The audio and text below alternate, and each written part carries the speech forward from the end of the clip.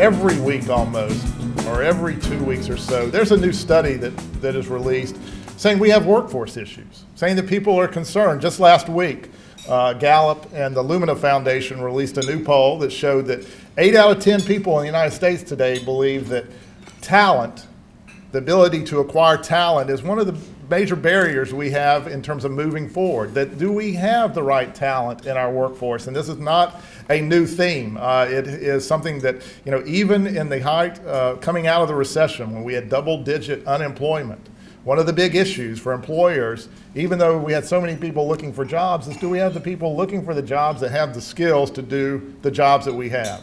The big struggles that we have there. And we have challenges. We talk about the mismatch. This is a very big IT computer science area, but across the United States, one of those charts shows in the last decade, we only have about 2.4% of all our students now major in computer science fields, and that's been going down over the last decade. How do we address that? When I was in North Carolina, I was the workforce person 20 years ago. That was my title, and I was Director of Workforce Development for the community college system. And so I would hear the workforce issues, but when I became state president, I've heard about a lot in recent years. We can't find welders. That's why I put welders up. We can't find maintenance folks. It is a challenge for business.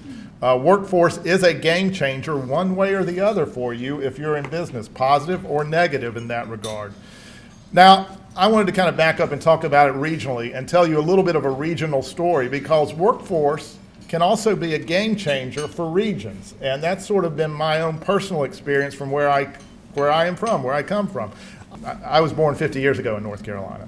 But about a decade before that, we had a governor in North Carolina named Luther Hodges, who was a business person. It was kind of unique to have a business person as a governor. He was a manufacturing executive, and he had a specific goal. And the goal was this: if you looked at our state at that time in North Carolina, we had a 3-tiered economy. Tobacco, textiles, and furniture. That was the diversity of what we had in the economy. And our per capita income in North Carolina at that time was, you see it there, 69%, so about 2/3 of the U.S. average. That was the average of what North Carolinians made at that time. So his fundamental goal was to change that, to diversify that. And so what assets do you have to work on? That's where the notion came in our state at that time, in North Carolina at that time, that education is economic development. That you base economic development on building your workforce, on education. And so he had 2 crazy ideas at that time, things that people thought were crazy in the state of North Carolina. One was to build a research park in the middle of a pine forest between 3 universities, Duke, NC State, UNC. Crazy idea, which eventually grew into the largest industrial research park in the United States, one of the fastest growing economies in the United States. But there was another crazy idea he had, and actually when he came into North Carolina, he worked on these 2 together at the same time. There was actually a house in Raleigh where on one floor were the university researchers working on the Research Triangle Park, and then he brought in a group of folks to focus on technical education and vocational education. They were on different floors of the same house. That became what was a system of industrial education centers in North Carolina and grew into 58 community colleges. It was a focus on higher ed, but from an economic development perspective.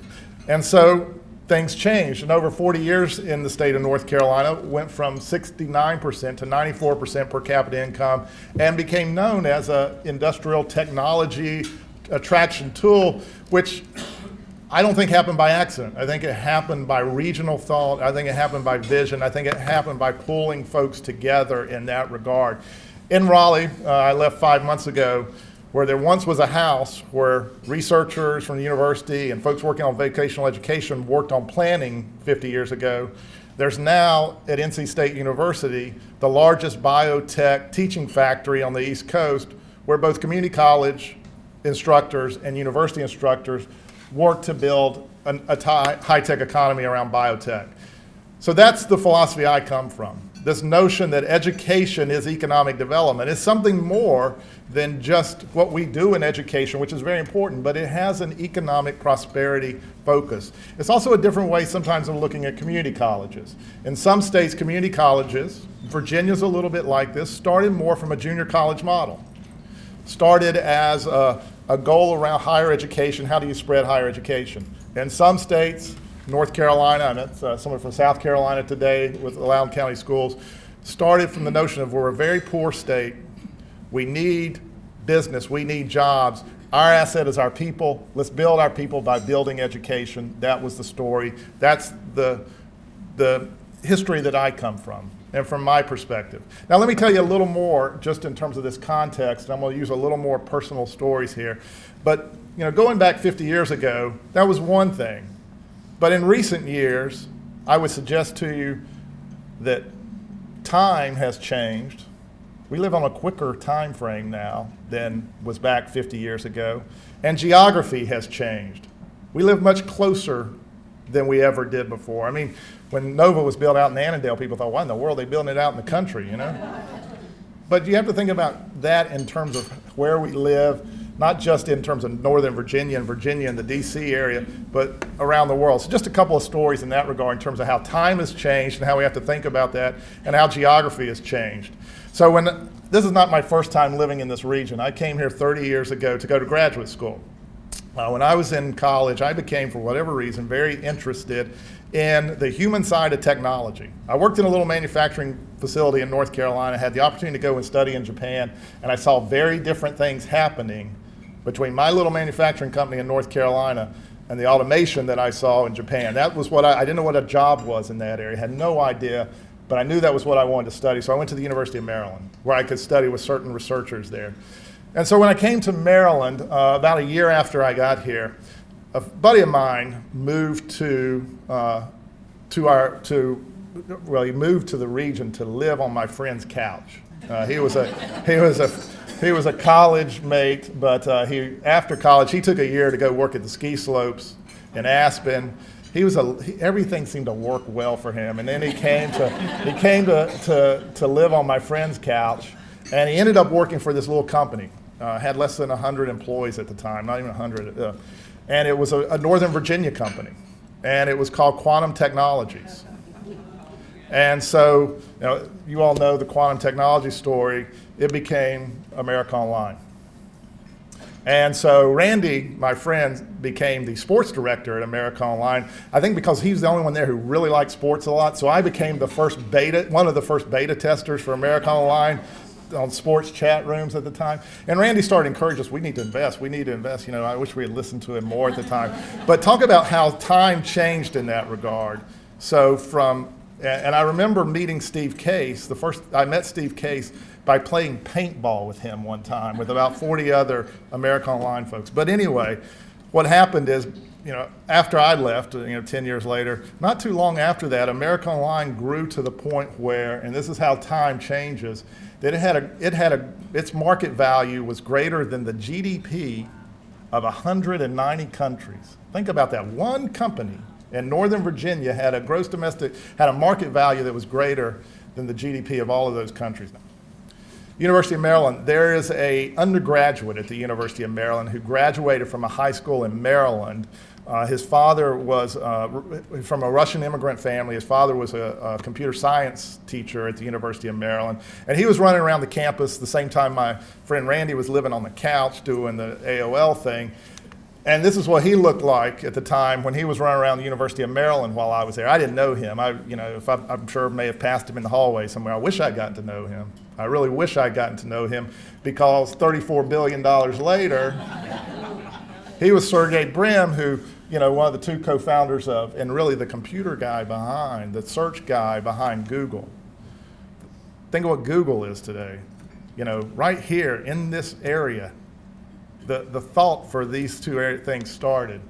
So time has certainly sped up in terms of economics.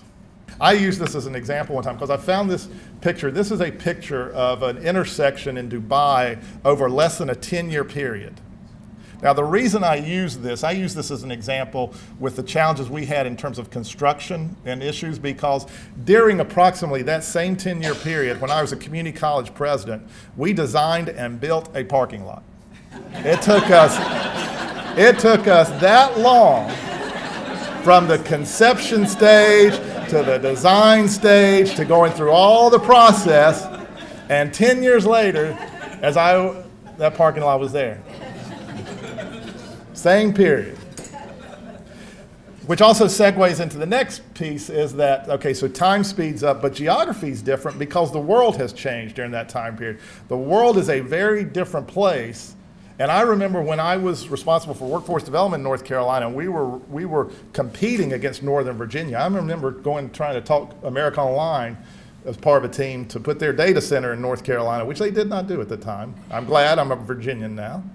But you know, at that time, we only worried about the Virginias or the South Carolinas, or perhaps we get bold and say Boston and California. But the world has changed in that same time period as well. So in 2011 was a period that I really started thinking about a couple of things because of a couple of reasons. I did a little bit of international travel for my job that year in some different ways. But one of the things I did is I came here in Washington, and it was in Washington, the Convention Center. That year was the year of the International Bio Conference in 2011. And so I was part of the North Carolina team to try to sell companies on why you should locate in North Carolina. And we had our little booth and we were doing our thing.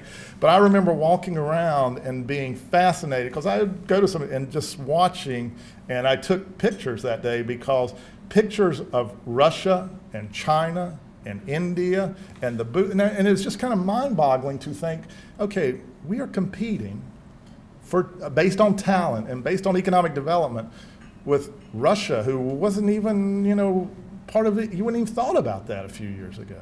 And here they are in Washington recruiting companies to locate in Russia instead of locating in Northern Virginia and locating in North Carolina based on talent. So the world gets smaller and smaller. One other story from that year, same time period, same year. I was with the governor of North Carolina and the Secretary of Commerce. We went to Germany for the specific purpose. We were recruiting a big expansion of Siemens.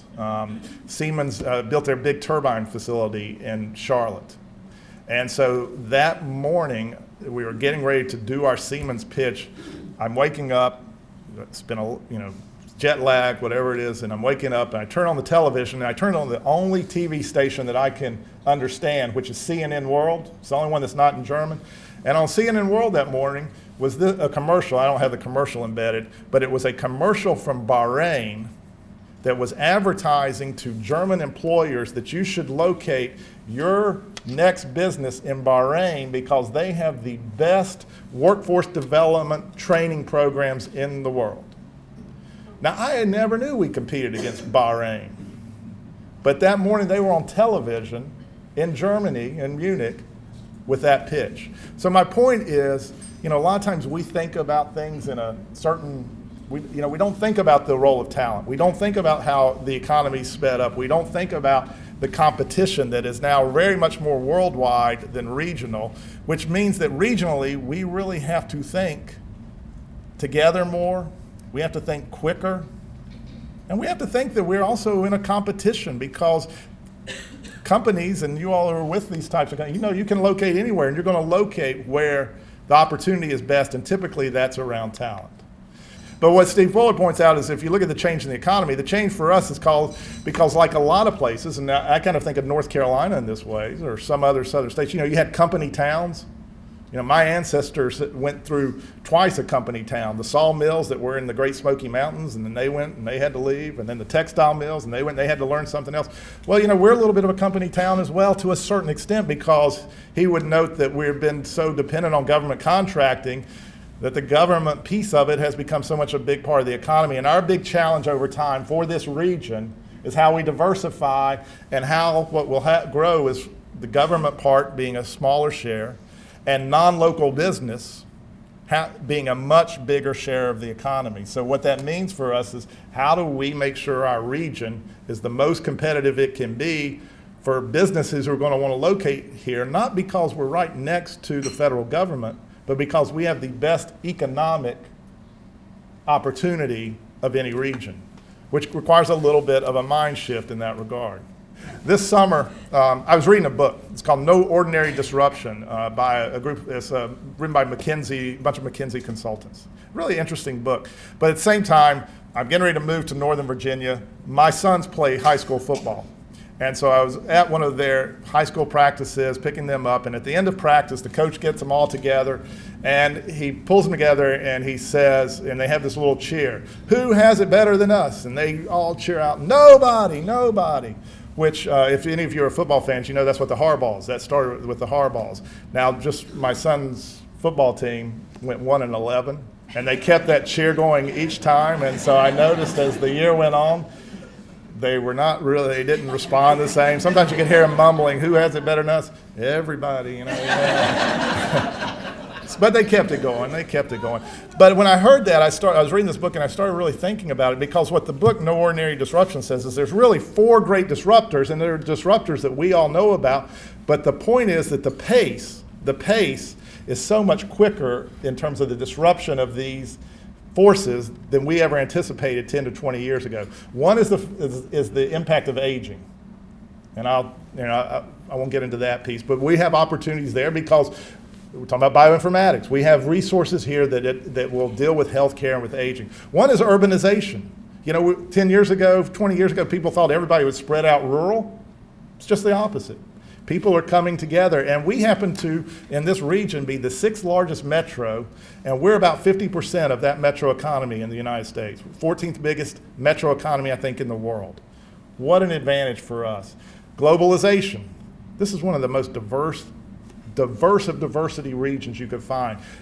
Northern Virginia Community College has one of the highest population of Asian students in the country. It has one of the most diverse student populations you can find, which economically, in my opinion, is a great advantage. Sergey Brin moved to this region when he was 6 years old from Russia. What if he had not moved to this region? That's a great advantage for us. And the other advantage for us is our strength in technology. That is our IT strength in technology. Northern Virginia Community College is the most digital community college in the United States. Who has it better than us for the broad opportunities we have? Nobody. So my opinion is you approach these things with optimism about what you have to sell, but you work on the things that you need to work on. Now, one of the things that Steve Fuller pointed out in the roadmap for this region, and so the region being Northern Virginia, Maryland, I've learned you call it DMV, is that right? District, Maryland, Virginia. So the roadmap for this region, he noted that the first thing you really have to pay attention to is talent, attraction of talent, and listed that. I won't get into that. You can read what he has recently put forward. But I put that forward is that the argument being is that workforce matters, education matters. It's the same economic story that many regions have had. And so the big question for us is, what are we all going to collectively do about that? Well, here's one thing I'm very excited about. I see NOVA as a workforce engine. I see NOVA, and if we're doing our job right, that's a big part of our job, to be a workforce engine for this region. We're the 11th largest college in the United States. We're the most digital college. We do a lot of things well. And there's some things we need to do better. And so what do we do? And so let's talk just a little bit about that. How do we make sure that we're a workforce engine? From my perspective, having worked in workforce, is about 4 Ps, as I would call them. Places, people, partnerships, and programs. The first, game-changing places. I will tell you this is the least important of all. But I will tell you that one of the things I'm very excited about for NOVA and for this region and for us is we have some new game-changing places. You'll see our Loudon team, much of our Loudon team here, because one of the game-changing places for us is on our Loudon campus, which is our new higher education center. And so when you look at it, you always show the exterior of the buildings, but really go into that building and see the networking lab. Go into that building and see the music technology lab. Go into that building and see what's there. Game-changing places. One of the game-changing places that will open in March for us is our regional workforce center. It is one of the best workforce centers I have ever seen at a community college. 55,000 square feet. We are working on new partnerships, new opportunities to make that part of the engine for this area. Game-changing places is part of the formula. Game-changing people. We have people at NOVA that are making a difference. Julie Lighting this year, if it had not been for her, one of the things we're doing is we're providing free dual enrollment to all high school students in this region right now. That was a game-changing decision that she led, and that makes a difference. Sam Hill, who's our provost at Prince William, developed that new center. Talent, Jill Biden, Jill Biden is one of our instructors. And she's not like a celebrity. I mean, right now, there she is on the Jimmy Fallon show this year.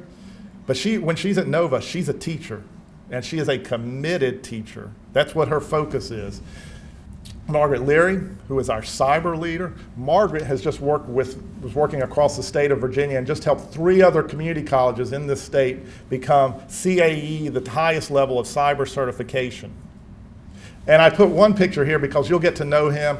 We talked about with Eileen. You'll probably see him a lot at this chamber meeting, but we have a new VP of Workforce joining us Wednesday, who I'm very excited about. We had a nationwide search. We had over 300 people apply, and Steve Partridge, who's the CEO of Charlotte Works, will be joining us next week. I actually told someone who is the CEO for what's called the Corporation for a Skilled Workforce at the Aspen Institute that somebody knew was coming to join us as VP. I wanted him to have dinner with him. Told him it was Steve Partridge. He said, "You got Steve Partridge?" He's a national leader in workforce. We're excited to have him. Game-changing people make a difference. And then game-changing partnerships. Game-changing partnerships. We have a unique partnership with Year Up in this community. We have a unique partnership with Goodwill. But the partnerships, too, that get me the most excited about being here, and I'll tell you just a little story at this table, is what happens in this region between education. Public schools, community colleges, and universities. I put we see a lot of interaction with systemic solutions and dual enrollment. But workforce development is a team sport. It is a team sport, and we all have a place. And once any of us start to think we're the answer, then we've got a problem. It is a team sport. Let me tell you how that can work. At this table, I was just having a conversation with Keith, one of our great partners from George Washington, and Alex from Northrop Grumman. Okay, Northrop Grumman just recently gave Nova $250,000 to go out and through systemic solutions help to provide some training to high school instructors so they can provide dual enrollment science programs now free of charge in the public schools that will lead to credit at community colleges and then can transfer to universities. It takes business, education, working across sectors. Sitting down with Keith, we just immediately started talking about an effort that he has really led and helped bring us in, and his team has led with GW, of how we could do a 2+2 bioinformatics program based here. You got a university, a great university like GW, reaching out to a community college like Nova, but how do we do that in the public schools? That's the kind of partnerships that make a difference. Those partnerships are what I am most excited about being here. And then there's game-changing programs. And I will tell you, this is an area where we may need your help a little bit of your help. And I'll share with you that in just a second. But we do have game-changing programs. And one of the programs I'm most excited about deals with one of the biggest issues for employment here, which is cybersecurity.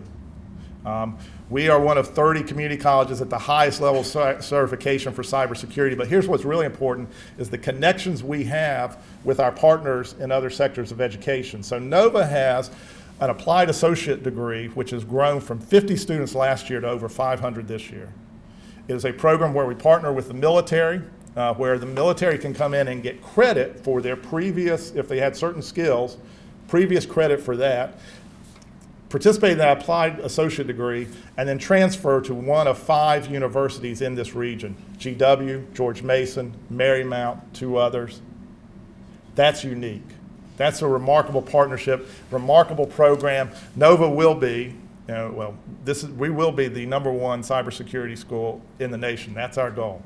Got a little ways to go, but we're pretty close, and we're knocking on that door. But we've got a few other challenges we have to pay attention to.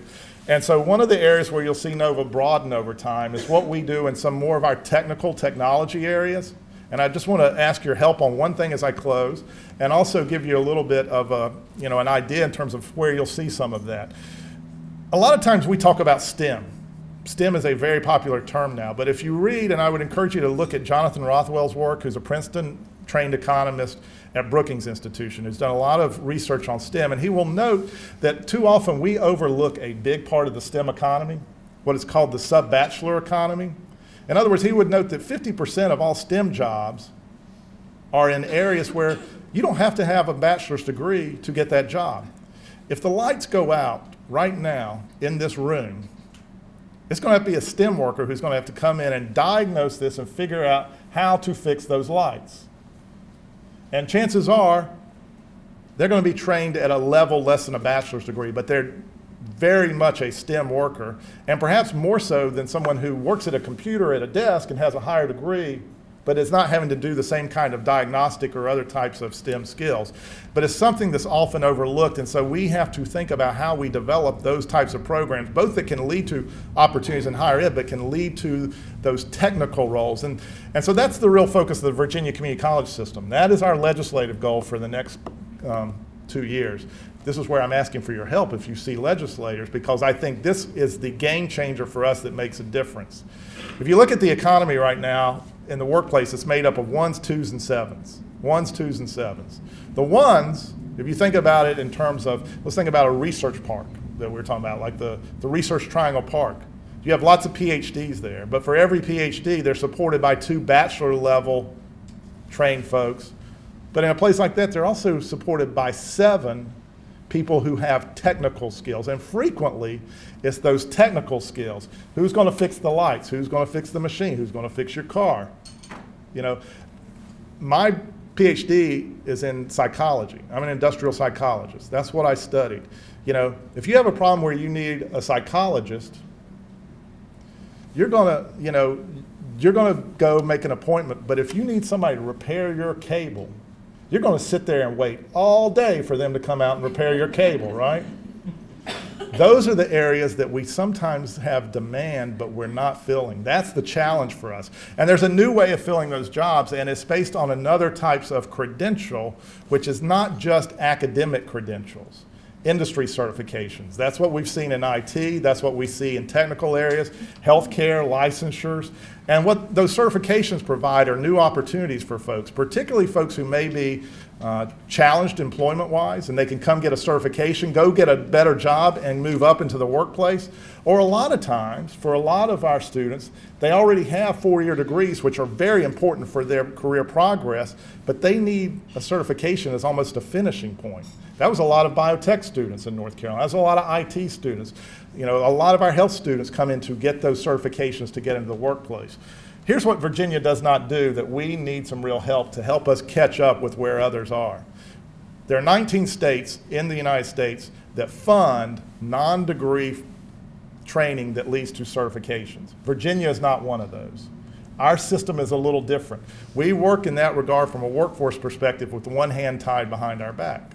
Our goal this year is to be funded at a $25 million level statewide that will allow us to go work with industry and work with people who want to get those certifications at a much cheaper rate than they would just on the regular market to get those important skills and to move forward.